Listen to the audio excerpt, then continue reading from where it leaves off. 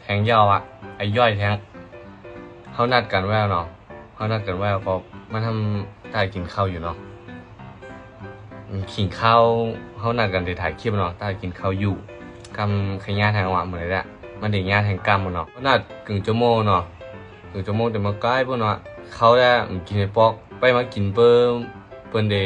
ดฮอตข้าวยามเนี่ยเปิ้ลลองเทิงแน่ไว้ใจย่อยค่ะเรื่องข้าวยามในตากองก็ป้องคาก็ป้องเนาะป้องหัวได้ป้องนะป้องเลยโซ่เปิ้ลฉีกฮอตหัวเนาะก็เหมือนเดิม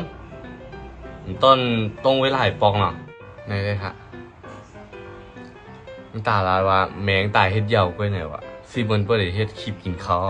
น้ำตาว่าเฮ็ดเหยาเว้ยมาไกลทำกินหน่อไอ้ย่อยเบิ่มหนังก็ถ่ายคลิปย่อยต้องไปกินก็อะไรรู้มาแล้วนะเปิดประตูบ้านเลยมีใครบ้างอิ่มแล้วหรอเข้าไหมแต่จำด้วยไม่เอาไว้ว่าต้องไม่แค่ตัวมันจะมีอย่างสักอย่างหนึ่งอย่างสื่อจำด้วยไม่อ่ะ3 อย่างเป็นแย่4 อย่างเลยเหรอคนไม่อย่างนะเป็นนัดกันอะไรมั้งฮะ6 โมงเอาคนไม่อ่ะเอาคนไม่อ่ะก็โกนแต่ตัดไปงานแต่งเฮ้ยคนพอยกเหมือนหน้าจ้าติเก็ตยกอย่างสไตล์วินเทจมูจ้าวินเทจขี่ม้าวินเทจเนี่ยขี่เขาไหมเคี้ยวเขานำแท่งมันไปไม่ออกมันไป2 นาทีเขากลับเตียวอ่ะเขียนเช็คไม่เป็นเช็คคือครับใจก็ต้องถ่ายโอ้โหครับทีนี้งัวคนนี้เด็กแก๊สว่ะแต่กล้ามเขาเด็กแก๊สปันไปกำเขาเด็กแก๊สมือก็แปดตัวกันนะอันคลิปยาวอ่ะย่ออันไหนเราจำตัวนะจำตัวก็เลยแก๊สโกนขามันยาวคนอะไรคนเนี้ยคนเนี้ยเรากำก่อนกับเซเว่นโลแก๊สปันเงี้ยได้ไม่มากไว้ฮะไม่หมายไว้ฮะไม่รู้แต่แก๊สเหี่ยวว่ากุนพวกขาดเสียวถ้ามันได้ตีแสงงานแต่งก็มันวินเทจไงก็กลับจะวัยรุ่นสมัยนี้มันจะโอเคป่ะหนังแม่ไม่หม่อมจะข้ามวยอย่างเงี้ยแก๊สไม่เยอะพวกเก่าออกเซเว่นรู้กันเขาเข้าไปอีกก็บอกมากขึ้นโอเคสิ่งไม่เนี่ยชาติทุกไหนเขาถ่ายให้ไหนน่ะชาติน้องงั้นก็เจอกันนะบ๊ายบายก็ไม่มากขึ้นนะหนุนมากขึ้นแล้วนะก็มากอยู่เจอกันไอ้น้องกลตีไอ้ย่อยจะเอากับตัดมาไกลเนาะจะห่อเขาเสนอตัดแค่อย่างนี้เขาตีแกงมาไหนเนาะไอ้ย่อยเปิดมาในตัวคิมแน่นะเกาหลีให้ในเตะพอมาเทิงอ่ะเราตีแกงมันไม่เหมือนหื้อก็ได้เนาะใจเขาแก๊สตีในแต่ว่าใจช้างแก๊สใจช้างตัดกันในเนาะแต่ผมตัดปันเนี่ยเขาตีแก๊สกันแนวเนาะตายกิบบันนะเขาแก๊สปันคือไขว่ทั้งหมดปอดเลยคนในซื้อมากา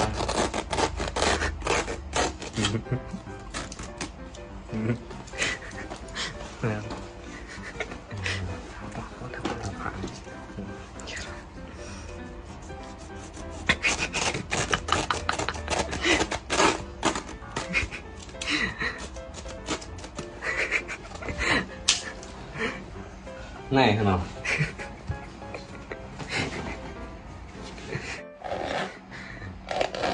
แต่งรถไล่วันกันอันที่เป็นฮิตกันฮิตนะเท่าพายถึงจัน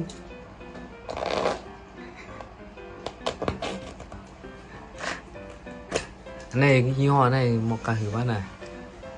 พันเนาะน่ะอันนี้มกพันแล้วเนาะพัน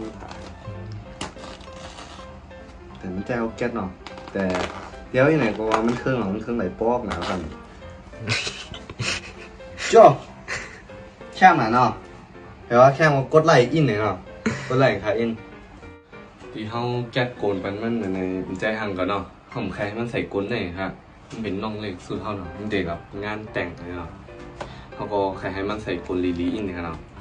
เนี่ย นี่กันเนาะเขาซื้อมาไว้ไปแล้วเนาะโกนใหม่ครับเพิ่งใส่เนี่ยที่ที่คาไอเปิ้ลนะเนาะเขาก็เลย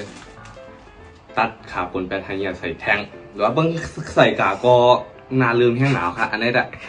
เนาะ เขาก็ซื้อโกนใหม่มาปั่นกันเนาะแต่เขาเข้าแหวกด้วยครับว่าเพิ่งมันหันโกนมันแยกแก๊สมือแนวก็มันเต็มมือ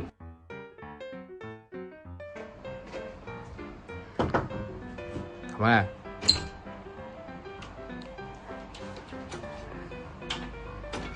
nhiều thầy cái tích này ha trẻ nó chăm chơi may này cái tìm cao cao quan tìm mới cao quan rồi thường tôi liệu may chạm lấy gì nào thế ha lá tiền đấy cuốn có lúc không ใช่มีเหนือนั่นนั่นก่อนเลย vẫn mấy cả là vừa tắt cái thay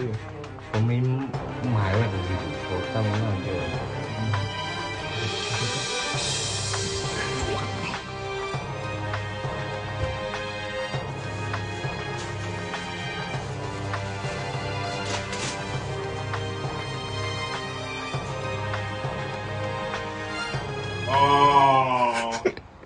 อีหายเนี่ยกูว่าคนเก็ตกันหน้าให้ปดมั่มเก็ตปดมาให้หน่อยล่ะห้ามคุยแก้อย่างนี้ไหนไหนฮะ ยัง คุยแก้อย่าง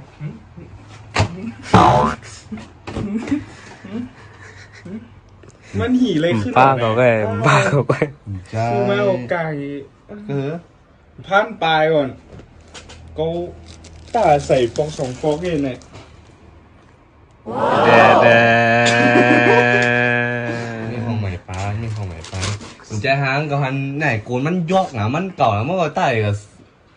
ใส่กับงานแต่งเปิ้นแฮงผมดีไอเปิ้นห่า เป็นวินเทจไง ก็ให้ซื้อโกนใหม่เมื่อน่ะ เยอะขึ้นมาเลย เมื่อผมซื้อมาพันป่าเลยไม่บอก เขียนว่าไงที่กูถ่ายมันแกไหม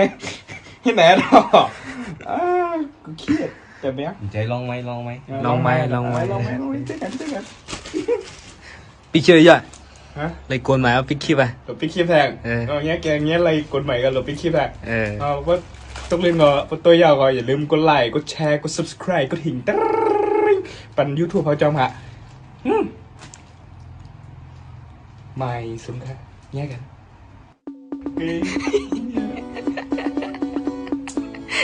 เสียงกันเนี่ย